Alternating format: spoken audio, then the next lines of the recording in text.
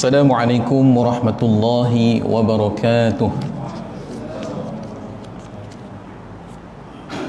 Alhamdulillahi wa kafa, wassalatullahi wassalamuhu ala rasulihil mustafa wa ala alihi wa sahbihi syurafa wa man tabi'ahum bi ihsanin ila yaumiddin wa wafa wa wafa. Rabbi syrah li sadri wa yassir li amri wahlul 'uqdatam min lisani yafqahu qawli. Subhanaka la ilma lana illa ma 'allamtana innaka antal alimul hakim wa la hawla wa la quwwata illa billahil aliyyil azim. Allahumma rabbana zidna ilman nafi'a warzuqna fahman wasi'a wa alhiqna bis salihin. Ya Allah, ya Tuhan kami, tambahkanlah kami ilmu pengetahuan yang bermanfaat, rezekikanlah kami kefahaman yang luas, dan hubungkanlah kami bersama orang yang saleh. Amin ya rabbal alamin.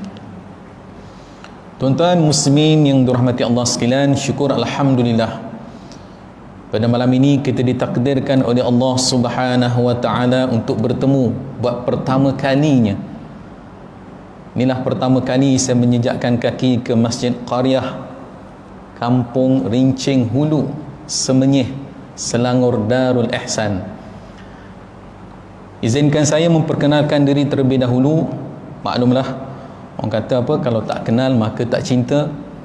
Nama sebagaimana yang tertera dalam poster yang diberikan oleh Allahyarham dan Allahyarhamah bonda dan ayahanda saya, Syahrul Nizam bin Talib. Syahrul Nizam bin Talib. Nak mudah ingat nama Syahrul Nizam ni, teringat cerita Nujum Pak Belalang. Sultan apa? Sultan Syahrul Nizam.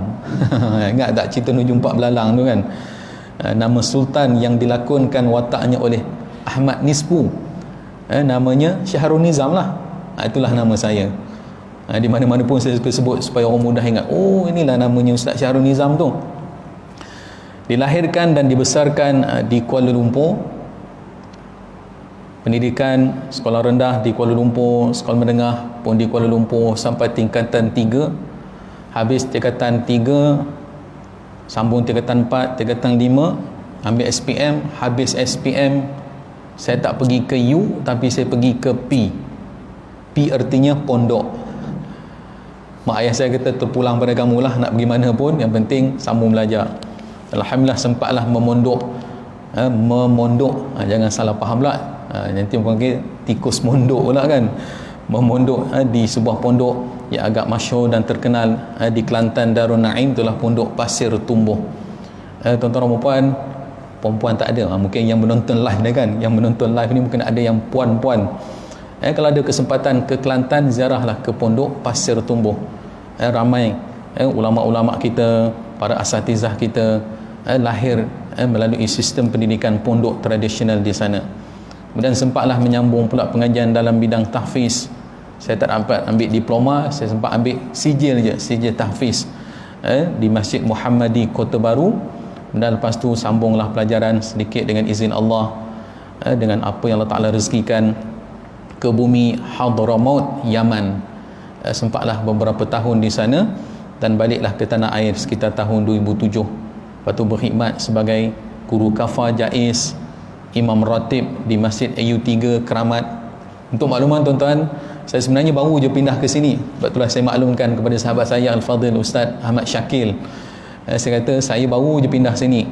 Saya tinggal di Setia Eco Hill 2. Baru je pindah sini bulan 12 lepas. Alhamdulillah Tuhan rezekikan. Tak beli rumah, saya hanya menyewa di situ. Kebetulan rumah sahabat saya, alhamdulillah, rumah yang selesa, rumah yang sangat cantik, dan rezeki anak-anak lah orang kata. Dan sebenarnya tugas rutin saya adalah menyantuni tetamu Allah dan penziarah Rasulullah sallallahu alaihi wasallam, ataupun orang kita panggil apa, mutawif, sama macam Al-Fadhil Ustaz Ahmad Syakil. Saya dulu bersama-sama dengan beliau di Andalusia Travel and Tours. Kami masuk Andalusia pada tahun 2016, betul Ustaz? 2016, 2017, 2018 dan bermula 2019 saya ditawarkan untuk menjadi mutawif sepenuh masa bersama Embrace Travel and Tours. Alhamdulillah, Allah Ta'ala rezekikan tiap-tiap bulan dapat pergi ke Mekah, ke Madinah, dan last trip saya adalah pada bulan Februari tahun lepas, balik 4 Mac, 8 Mac PKP. So setahun lebih dah lah tak berkesempatan ataupun belum lagi direzekikan oleh Allah SWT untuk berulang-alik ke Mekah, ke Madinah, menyantuni para tetamu Allah dan penziarah Rasulullah sallallahu alaihi wasallam. Saya yakin di hadapan saya dan juga yang menonton secara live, kita merindui untuk menjadi tetamu Allah, menjadi penziarah Rasulullah sallallahu alaihi wasallam. Bagi orang yang kerap berulang-alik ke Mekah, ke Madinah, dan berulang-alik menziarahi Rasulullah, betul ulama kata kalau kita ke Madinah jangan kata ziarah ziarah Masjid Nabawi ataupun ziarah Madinah, tetapi sebutlah ziarah Rasulullah sallallahu alaihi wasallam. Baik, jadi tuan-tuan yang dirahmati Allah sekalian, pada malam ini di kesempatan kita bertemu dalam tempoh masa mungkin kurang lebih dalam setengah jam, dengan masa yang sangat-sangat berharga ini, sebab waktu antara maghrib dan isyak ini adalah waktu yang sangat besar, waktu yang sangat penting. Beruntunglah, bertuahlah orang-orang yang berada di tempat-tempat yang baik seperti mana kita sekarang sedang berada di dalam rumah Allah. Na'udzubillah, mohon perlindungan daripada Allah. Janganlah diri kita di masa yang akan datang, begitu juga ahli keluarga kita, anak cucu kita, waktu antara maghrib dan isyak mereka sibuk di tempat-tempat yang lara, sibuk di pasar-pasar, sibuk menonton televisyen dan sebagainya. Na'udzubillah. Orang-orang dahulu sangat menjaga waktu antara maghrib dan isyak. Kalau kita lihat masyarakat orang dulu, waktu maghrib dan isyak antaranya diisi dengan mengaji Al-Quran, dengan kuliah, dengan tadarus, dengan membaca ratib ataupun hizib ataupun zikir-zikir yang tertentu. Kerana waktu inilah waktu yang sangat-sangat besar dan sangat-sangat penting dijaga, khususnya oleh para ulama salafus salih. Satu cerita yang pernah saya dengar daripada kisah yang berlaku di bumi Hadramaut, Yaman. Ada seorang Habib ni, waktu lepas maghrib dan isyak dia akan balik ke rumah dia. Dia solat di masjid, kemudian lepas solat maghrib selesai dia balik ke rumah. Tetapi bukan dia balik ke rumah tu nak tengok TV ataupun bukan nak tonton buletin utama, tetapi dia nak mengamalkan amalan yang dia telah tetapkan, seperti bacaan Al-Quran sejuzuk sehari, betul juga zikir-zikir dan wirid-wirid yang tertentu. Tiba-tiba adalah beberapa orang datang nak menziarahi dia selepas maghrib. Maka diberilah salam, Assalamualaikum, Assalamualaikum, Assalamualaikum 3 kali. Syekh memang tak jawab, sebab waktu tu bukan waktu untuk berziarah. Tetapi akhirnya Syekh buka tingkap rumah dia. Maklumlah rumah orang Arab ni jadi jenis tinggi kan. Dia pun buka tingkap, dia pun sebut, "Hey Majnun." Dia pekik daripada tingkap atas rumah dia, "Hey Majnun, wahai orang gila." Majnun tu artinya gila. Wahai orang gila. Kalau kita terjemah bahasa kita, kau tak tahu ke waktu antara maghrib ni bukan waktu berziarah? Waktu antara maghrib dan isyak ini adalah waktu yang sangat-sangat kita kena jaga, dengan memperbanyakkan amal soleh, dengan berzikir, dengan membaca Al-Quran dan sebagainya. Jadi perkataan Majnun tu terkena kepada orang yang disebutkan nak berziarah ke rumah Habib ni.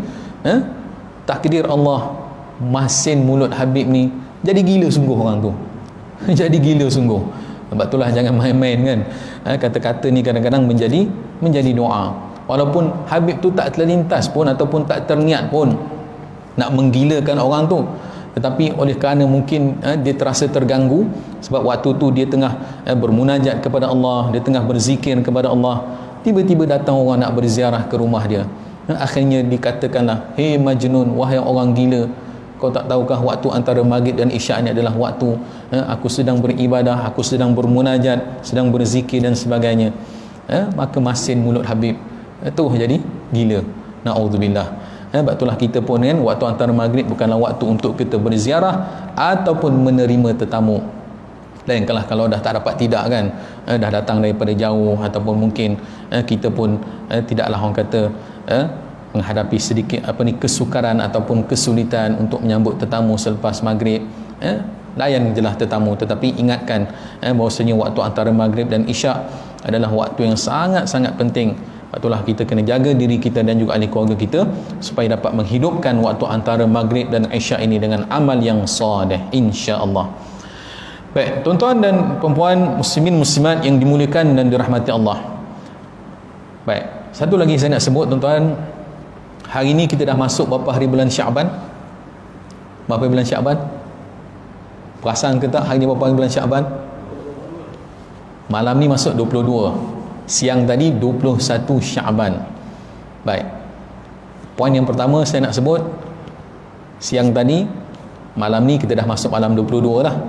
21 Syaban adalah tarikh lahir saya mengikut kalender Islam. Saya nak tanyalah, tuan-tuan ingat tak ataupun tahu tak bilakah tarikh lahir tuan-tuan dalam kalender Hijri?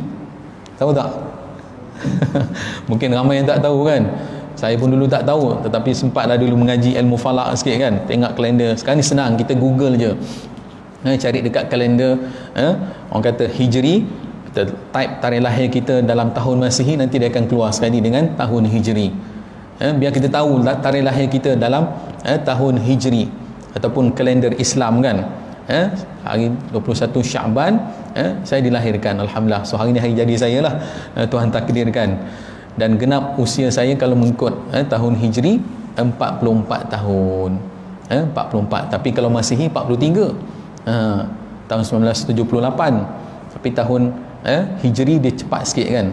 Masuk 44. Baik. So itu nak cerita, hari ni hari jadi saya, alhamdulillah. Tuhan masih panjangkan umur, masih lagi diberikan nafas oleh Allah, dan ditakdirkan pada malam ini dapat kita bersama-sama. Itu yang pertama. Yang kedua, oleh kerana malam ni kita dah masuk malam 22 Syaban, artinya dekat sangat dah kita dengan Ramadan. Dekat sangat dah kita dengan Ramadan. Orang-orang yang ada iman yang sebenar-benar dan sesungguh-sungguhnya dalam hati, pasti dia nak sangat-sangat berada di dalam bulan Ramadan. Doalah sungguh tuan-tuan yang dirahmati Allah sekalian, agar Allah sempatkan kita untuk bertemu dengan Ramadan. Bahkan seorang ulama dia pernah berdoa, ya Allah, jangan kau matikan aku melainkan ketika aku berada di bulan Ramadan. Itu doa dia sungguh-sungguh dan Allah makbulkan. Dia meninggal dunia di dalam bulan Ramadan. Sebab orang yang meninggal di dalam bulan Ramadan adalah orang yang mulia di sisi Allah Subhanahu wa taala, dilindungi dan dijaga daripada azab dan juga fitnah kubur. Baik. Jadi oleh kerana kita dah hampir sangat dengan Ramadan, persiapkanlah diri kita dengan ilmu dan juga dengan persiapan-persiapan yang sewajarnya. Bukan hanya persiapan nak fikir buku puasa nanti nak makan apa, sahur nanti nak makan apa, apa program-program yang kita nak atur di dalam bulan Ramadan. Bahkan berazam sungguh-sungguhlah untuk kita menjadikan Ramadan yang akan tiba tak lama lagi adalah Ramadan yang terbaik, bahkan lebih baik daripada tahun lepas. Tahun lepas kita berpuasa dalam tempoh PKP. PKP fasa pertama kan. Berterawihnya di rumah masing-masing bersama isteri dan anak-anak, mungkin cucu-cucu pun bersama-sama. Macam-macam lah video yang keluar kan. Ada orang share video tu, video ni tok dia tengah sembahyang ataupun atuk dia tengah sembahyang, tiba-tiba cucu masuk dalam kain pun ada. Wan dia ataupun nenek dia tengah sembahyang pun masuk dalam telekung dan sebagainya. Itulah memori ataupun kenangan Ramadan tahun lepas, sewaktu kita mula-mula dilanda dengan COVID-19 ini. Dan alhamdulillah tahun ni JAIS dah keluarkan satu surat menyatakan bahawasanya masjid dah dibenarkan untuk melaksanakan solat tarawih. Maksudnya tahun ni insya-Allah lebih meriah suasana Ramadan kita dengan pesta ibadah, walaupun mungkin dengan SOP dan dengan cara peribadatan norma baharu yang telah ditetapkan oleh kerajaan. Tak apalah, tak kisahlah apa pun. Yang penting tahun ni kita berazam sungguh-sungguh untuk kita isi Ramadan kita dengan sebaik-baiknya. Bagi orang yang belum mengqada puasanya, terutamanya para wanita, kita sebagai suami ingatkan isteri-isteri kita. Kalau ada seorang, isteri je lah. Kalau yang 2-3 orang isteri lah. Ingatkan mereka dah qada puasa ke belum yang tahun lepas. Mungkin waktu tahun lepas Ramadan dia kedatangan haid, maka dia kena qada puasa tersebut sebelum masuk Ramadan yang akan tiba ni. Kena cepat-cepat qada, kalau tidak kena denda, kena bayar fidyah dan sebagainya. Begitu juga orang-orang yang berkemampuan untuk berpuasa pada tahun lepas tetapi ada halangan-halangan yang tak dapat dielakkan, maka dia terpaksa berbuka pun kena disegerakan qadanya, kena diganti cepat-cepat sebelum masuk Ramadan yang akan tiba ini. Baik, jadi tuan-tuan yang dirahmati Allah sekalian, sebenarnya pada malam ini saya bukanlah nak bercerita tentang Ramadan, bahkan saya yakin nanti akan ramai para asatizah kita yang menyebutkan tentang fadilat Ramadan. Namun pada malam ini saya rasa terpanggil dalam tempoh masa yang singkat ini untuk sama-sama kita menghayati sebuah hadis Nabi Muhammad sallallahu alaihi wasallam yang Nabi sebutkan 1400 tahun yang lalu berkaitan dengan afiyah. Berkaitan dengan afiyah. Apa makna afiyah? Afiyah ni maknanya kesejahteraan, kebahagiaan, kesentosaan. Nama Afiyah ni start glamour bila Datuk Siti letak nama dia Siti, letak nama anak dia Siti Afiyah. Waktu itulah orang mula sebut Afiyah, Afiyah, Afiyah kan. Tetapi Afiyah yang sebenar-benarnya di dalam Islam, ayo sama-sama kita hayati. Apakah yang Nabi nak maksudkan ataupun yang Nabi nak ceritakan kepada kita tentang hakikat Afiyah? Jadi sebenarnya pada malam ni secara tak langsung, walaupun tajuk kata umum, tapi saya nak mengajak diri saya dan kita semua untuk sama-sama kita menghayati pengertian afiyah yang sebenar. Pengertian afiyah yang sebenar. Kalau afiyah diterjemahkan ke bahasa Melayu kita adalah maknanya kesejahteraan dan kebahagiaan. Tetapi apakah kebahagiaan dan kesejahteraan yang sebenar-benarnya? Baik, Nabi SAW bersabda, al-afiyatu ala asyrati awjuhin, khamsatun fid dunya wa khamsatun fil akhirah. Fa amma allati fid dunya al-ilmu wal ibadatu wal rizqu minal halal was sabru ala shiddah was syukru ala ni'mah. Wa amma allati fil akhirah fa innahu ya'tihi malakul maut birrahmati wal lutf la yaru'uhu munkarun wa nakirun fil qabr yakunu aminan fil faza'il akbar tumha sayyi'atuhu wa tuqbalu hasanahu yamurru 'ala as-sirat kal barqil lami' fayadkhulul jannata fis salamah. Sadaqa Rasulullah sallallahu alaihi wasallam. Baik, Nabi Muhammad sallallahu alaihi wasallam bersabda, kebahagiaan itu ada pada 10 macam. Ada pada 10 macam. 5 macam di dunia dan 5 macam lagi di akhirat. Baik, Rasulullah membahagikan afiah ini kepada 2. Afiah di dunia, afiah di akhirat. Saya teringat guru saya pernah ajarkan satu doa dan saya yakin mungkin tuan-tuan pun ingat doa ni. Allahumma inni as'aluka al-'afwa wal-'afiyah. Allahumma inni as'aluka al-'afwa wal-'afiyah wal mu'afata ad-da'imah fid din wad dunya wal akhirah. Terjemahan dia, wahai Allah Tuhanku, aku memohon kepadamu al-'afwa wal-'afiyah. Al-'afwa artinya kemaafan dan juga afiyah. Afiah apa makna tadi? Kesejahteraan, kebahagiaan. Kita pun biasa guna kalimah afiah ni, sihat wal afiat kan, sihat wal afiat. Wal mu'afata fid din wad dunya wal akhirah. Dan juga kebahagiaan dan kesentosaan pada agama, pada dunia dan juga pada akhirat. Jadi apakah yang dimaksudkan bila kita berdoa sedemikian dengan afiah? Yang pertama, afiah di dunia ada 5, dan yang keduanya afiah di akhirat pun ada 5. 5 macam di dunia adalah, ini yang dunia dulu. Nabi bagi tahu kepada kita tentang afiah di dunia. Itulah al-ilmu ataupun al-afiyatu fil ilmi, kesejahteraan ilmu. Artinya orang yang berilmu maka afiahlah dia, selamatlah dia, sejahteralah dia dan bahagialah dia. Ini bertepatan dengan firman Allah Subhanahu wa taala di dalam Al-Quran, qul hal yastawil ladzina ya'lamun wal ladzina la ya'lamun. Adakah sama orang-orang yang berilmu dan orang-orang yang tidak berilmu? Maka sebab itulah kita kena berilmu, kena belajar. Tak kiralah ilmu itu ilmu dunia ke ilmu akhirat. Kata Imam Al-Ghazali rahimahullah, ilmun ilmani. Ilmu tu ada dua, ilmun yuntafa'u bihi wa ilmun ma la yuntafa'u bih. Ilmu yang bermanfaat dan ilmu yang tidak bermanfaat. Apakah ilmu yang bermanfaat? Makin kamu belajar, makin kamu takut kepada Allah. Itu ilmu yang bermanfaat. Dan ilmu yang tidak bermanfaat, makin kamu belajar, makin kamu jauh dengan Allah. Bahkan kadang-kadang sampai ke peringkat berani melawan Allah Subhanahu wa taala. Itu ilmu yang tidak bermanfaat. Itu kata Imam Al-Ghazali rahimahullah. Baik. Jadi kesejahteraan ilmu, ilmu sangat penting dalam Islam. Saya tak nak urang panjanglah. Saya yakin kita pun dah sedia maklum. Yang kedua adalah ibadah. Al-afiyatu fil ibadah. Kesejahteraan, kebahagiaan pada ibadah. Artinya apabila seseorang itu mempunyai ilmu, maka tak dapat tidak dia kena buat ibadat ataupun beramal. Jangan ada ilmu tetapi tidak beramal. Kena buat amal, kena bekerja.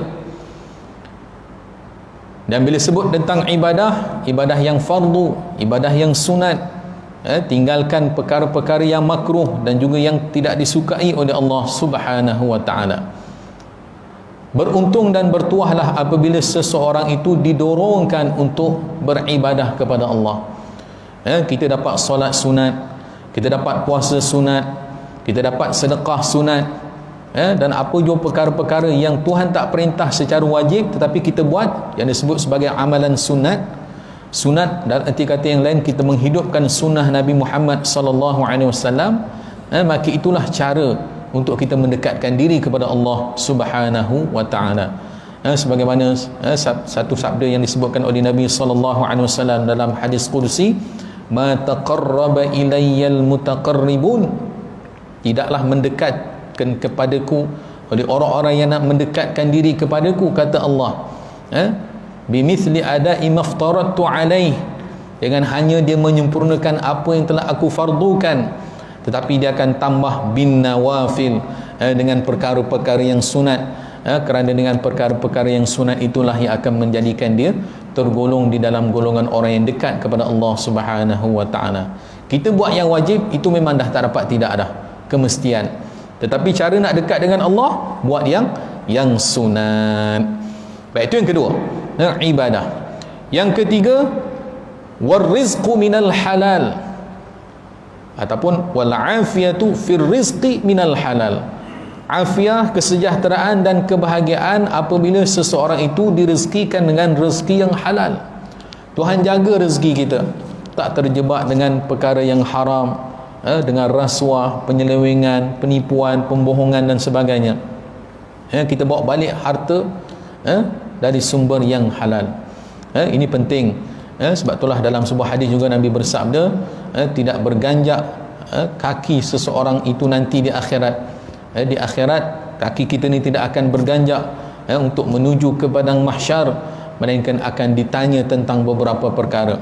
Salah satunya daripada tentang rezeki, daripada mana kita dapat dan kepada mana pula kita membelanjakannya. Itu yang ketiga, warizqu minal halal. Yang ketiga, was-sabru 'ala syiddah, sabar menghadapi bencana. Sekarang kita sedang diuji dengan bencana COVID-19, maka kita pun sabar, kita pun redha, terima seadanya. Jangan jadi orang yang tidak sabar, kerana orang yang tidak sabar, Allah sangat murka. Bahkan Allah pernah menyebutkan juga di dalam sebuah hadis qudsi, man lam yarda biqada'i wa lam yasbir 'ala bala'i falyatlub rabban siwa'i wal yakhruj min tahtis sama'i. Barang siapa yang tidak redha dengan ketentuanku dan tidak sabar di atas ujianku, maka hendaklah dia cari Tuhan selain daripada aku, dan keluarlah ia daripada bumiku ini. Tuhan perintahkan kita ni keluar daripada bumi dia. Sebab apa? Sebab kita tak redha dan kita tak sabar dengan ujian Allah Subhanahu wa taala. Baik, Itu yang keempat. Dan yang kelimanya, wasyukru 'ala ni'mah, dan syukur apabila menerima nikmat. Ya, kita menjadi orang yang sangat-sangat bersyukur kepada Allah Subhanahu wa taala.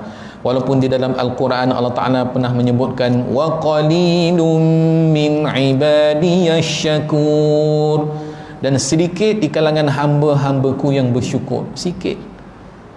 Lawannya adalah kufur. Banyak yang lupa diri, dah senang lenang, tak puasa dah, tak sembahyang dah, tak tutup aurat dah. Itu artinya orang yang kufur, tidak berterima kasih kepada Allah Subhanahu wa taala. Jadi inilah yang dikatakan al-afiyatu fid dunya. Afiah di dunia, ada ilmu, kemudian didorongkan untuk beribadah kepada Allah, direzekikan dengan rezeki yang halal. Apabila diuji dia bersabar, dan apabila dia mendapat nikmat dia bersyukur kepada Allah Subhanahu wa taala. Okey, seterusnya tuan-tuan yang dirahmati Allah sekalian, sebenarnya saya nak menekankan yang ini, yang kita katakan al-afiyatu fil akhirah, afiat di akhirat, yang kita nak buru betul-betul. Sebab kehidupan di dunia ni sebentar, kita akan kembali ke akhirat, ke alam yang abadi. Baik, wal afiyatu fil akhirah, adapun afiah di akhirat ada 5 juga. Yang pertamanya, malaikat pencabut nyawa datang dengan kasih sayang. Allahu Akbar. Guru saya selalu sebut, bila kita doa yang tadi tu, Allahumma inni as'aluka al-'afwa wal 'afiyah. Bila sebut je kalimah afiyah, niatkanlah apa yang disebutkan oleh Nabi SAW ini, terutamanya saat kita nak meninggal dunia. Malaikat Munkar ataupun malaikat Izrail, malaikat Izrail yang datang untuk mencabut nyawa kita, biarlah ia datang dalam keadaan yang penuh kasih sayang dan lemah lembut. Dia cabut nyawa kita dalam keadaan penuh kasih sayang dan lemah lembut, bukan datang dalam keadaan merentap, mencabut nyawa kita dalam keadaan yang sangat terseksa dan sangat perit rasanya. Allahu Akbar. Inilah orang-orang yang terpilih di kalangan hamba-hamba Allah. Saat nyawanya nak keluar daripada jasad, nampak ketenangan, walaupun sakit, tetap sakit, tetapi tidaklah terlalu sakit, sebagaimana sakitnya mati bagi orang-orang yang kafir dan orang-orang yang munafik kepada Allah Subhanahu wa taala. Baik, itu yang pertama. Yang kedua, kedatangan malaikat Munkar dan Nakir di kuburnya tidak menakutkan. Ini iman kita.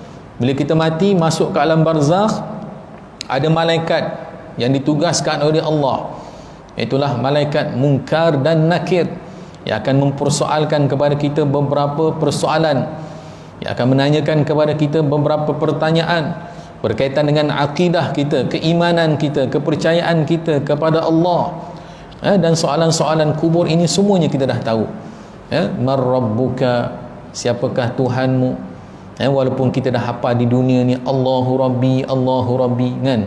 Soalan yang dah tahu jawapannya, tetapi belum tentu kita mampu menjawabnya nanti di alam barzakh.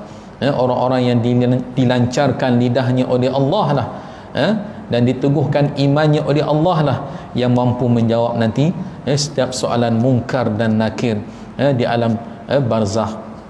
Maka orang yang beriman, orang yang afiah, malaikat yang datang itu datang dalam keadaan yang tidak menakutkan. Sebaliknya orang yang munafik, orang yang maksiat, bahkan orang-orang yang tidak sempat bertaubat, maka datanglah malaikat dalam keadaan yang menggurunkan, dalam keadaan yang sangat menakutkan. Tak tergambar dan tak terbayang betapa dahsyatnya azab dan siksaan yang akan ditimpakan bagi mereka yang tidak mampu menjawab setiap persoalan di alam barzakh nanti. Baik, itu yang kedua. Yang ketiga, ia aman ketika terjadinya kegentaran yang terbesar. Baik, faza'il akbar. Kalau dalam hadis tadi Nabi sebut faza'il akbar, gentaran yang sangat besar. Itulah saat berlakunya qiyamah. Alam ini dihancur dan dibinasakan oleh Allah Subhanahu wa taala. Tetapi orang-orang yang afiah di akhirat, walaupun gentar besar hebat macam mana pun, dia tetap tenang. kerana dia dijaga dan dipelihara oleh Allah Subhanahu wa taala. Dia telah mendapat afiah fil akhirah. Itu yang ketiga. Dan yang keempat, keburukannya dimansuhkan dan amal kebaikannya diterima. Allahu akbar.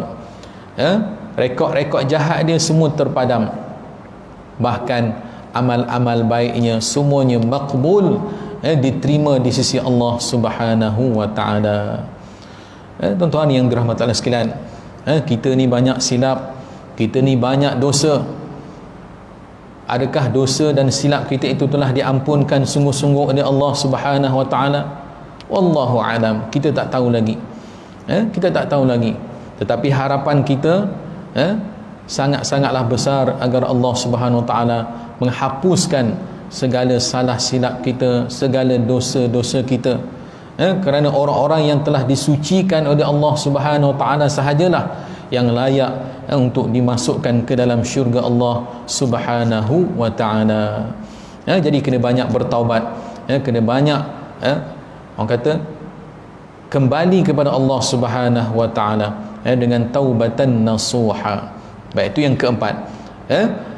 Segala keburukannya, kejahatannya dimansuhkan dan amal kebaikannya diterima oleh Allah Subhanahu wa taala. Dan yang terakhir, al-afiyah fil akhirah, yang terakhir, ia akan melintasi jambatan secepat kilat, lalu masuklah ia ke dalam syurga dengan selamat. Allahumma ja'alna minhum. Ya Allah, jadikanlah kami dan golongkanlah kami di dalam golongan orang-orang yang bila melintasi titian sirat dapat melintas sepantas, secepat kilat, dan kita dapat masuk ke dalam syurga Allah Subhanahu wa taala dengan selamat. Inilah sebenar-benarnya afiah yang kita kena buru, yang kita kena cari. Afiah yang kadang-kadang masyarakat kita faham, oh bahagia, sejahtera di dunia, begini-begini, hebat, berjaya, cemerlang. Betul lah, memanglah sesiapa pun tak nak mahu gagal. Memanglah kita mencari kejayaan, kesenangan di dunia. Tetapi janganlah sampai kesenangan di dunia itu menyebabkan kita lalai, menyebabkan kita leka untuk mencari kebahagiaan dan kesenangan yang abadi di akhirat kelak. Jadi tuan-tuan yang mulia dan dirahmati Allah Subhanahu wa taala sekalian, sebab itulah kita kena memperbanyakkan berdoa kepada Allah Subhanahu wa taala sebagaimana yang telah saya sebutkan doa tadi yang diajarkan oleh Nabi sallallahu alaihi wasallam. Allahumma inni as'aluka al-'afwa wal 'afiyah wal mu'afata ad-daimah fid din wad dunya wal akhirah. Dan setiap kali kita menyebut kalimah afiah, kita niatkan afiah yang 5 perkara di dunia dan juga afiah 5 perkara di akhirat. 5 perkara yang di dunia sebagaimana disebutkan tadi, ilmu, ibadah, rezeki yang halal, sabar apabila diuji, dan juga syukur di atas segala nikmat. Dan afiah di akhirat, apabila saat roh kita nak keluar daripada jasad, malaikat Israel yang datang dalam keadaan yang penuh lemah lembut, cabutnya nyawa kita dengan penuh kebaikan, sebagaimana yang Allah Ta'ala sebut di dalam surah Al-Fajr, ya ayyatuhan nafsul mutmainnah irji'i ila rabbiki radiyatan mardiyah fadkhuli fi ibadi wadkhuli jannati. Allahu akbar. Roh kita akan disambut dengan sambutan yang sangat hebat, kerana kita tergolong di dalam golongan orang-orang yang telah mendapat afiah di akhirat. Kemudian afiah di akhirat lagi, yang keduanya, saya ulang sekali lagi sebagai satu kesimpulan, apabila kita telah berada di alam barzakh, malaikat Munkar dan Nakir akan menanyakan soalan-soalan yang kita mampu menjawabnya, dan dia pun bertanya dalam keadaan yang penuh kebaikan ataupun penuh lemah lembut, tidaklah ditengking, tidaklah ditempik, yang menyebabkan kita gentar dan takut untuk menjawab. Kan kita biasa dengar talqin kan, janganlah kamu gentar, janganlah kamu takut saat malaikat itu bertanya kan. Maka insya-Allah mudah-mudahan Allah Ta'ala melancarkan lidah kita untuk menjawab semua soalan-soalan tersebut. Kemudian apabila berlakunya kegoncangan dan gentaran yang besar, kita tetap aman, terpelihara dan terjaga, kerana kita mendapat afiah di akhirat. Dan yang keempatnya adalah keburukan-keburukan kita, dosa-dosa kita dihapuskan, dipadam oleh Allah, dan segala amal-amal kita diterima. Dan orang yang diterima amalnya oleh Allah, maka layaklah dia untuk menjadi penghuni syurga Allah Subhanahu wa taala. Dan yang terakhir, inilah penentuan sama ada syurga atau neraka. Itulah kita akan melintas satu titian yang disebut sebagai siratal mustaqim, jalan yang lurus. Maka kita akan dapat melintas jalan tersebut, titian tersebut dengan secepatnya dan dengan selamatnya, sehinggalah kita dimasukkan ke dalam syurga Allah Subhanahu wa taala. Jadi akhir kata, tuan-tuan yang dirahmati Allah sekalian, moga-moga Allah Subhanahu wa taala menggolongkan kita di dalam golongan orang-orang yang mendapat afiah di dunia dan juga afiah di akhirat. Amin amin ya rabbal alamin. Dan di kesempatan ini juga saya mengucapkan kepada tuan-tuan dan puan-puan yang dirahmati Allah sekalian, sekali lagi supaya kita bersiap sedia untuk kita menyambut Ramadan dengan menyambutnya dengan sepenuh-penuhnya. Bukan orang kata sekadar dah masuk Ramadan sambut je lah, tak sambut nanti orang kata apa pula. Tapi kita masuk Ramadan dalam keadaan yang penuh gembira, dengan penuh bersyukur dan mempersiapkan amal-amal sebelum kita dijemput kembali oleh Allah Subhanahu wa taala. Tak tahulah entah Ramadan yang akan datang inilah Ramadan yang terakhir buat kita. Tahun depan wallahu a'lam, adakah kita sempat lagi untuk bertemu dengan Ramadan. Jadi itu saja yang dapat saya sampaikan.